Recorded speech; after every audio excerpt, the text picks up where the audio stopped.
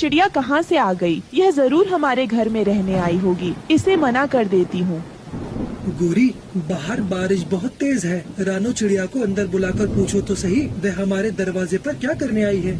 खबरदार, कोई जरूरत नहीं उससे पूछने की। वह हमारे दरवाजे पर क्या करने आएगी को पता नहीं। वो यहाँ अपने बच्चों के साथ आई है, इसका मतलब उसे आसरा चाहिए होगा। अंदर बुलाने की कोई जरूरत नहीं, समझे तुम?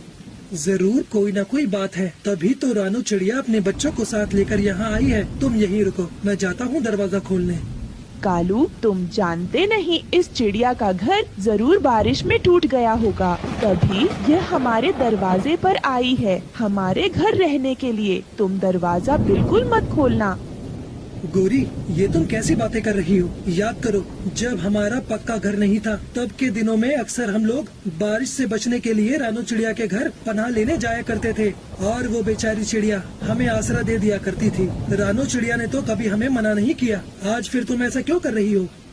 कालू, ज्यादा हमदर्द ना बनो। अगर तुमने रानो चिड़िया को अंदर बुलाया तो मैं अपनी माँ के घर चली जाऊंगी और फिर कभी नहीं आऊंगी इस घर में लौटकर।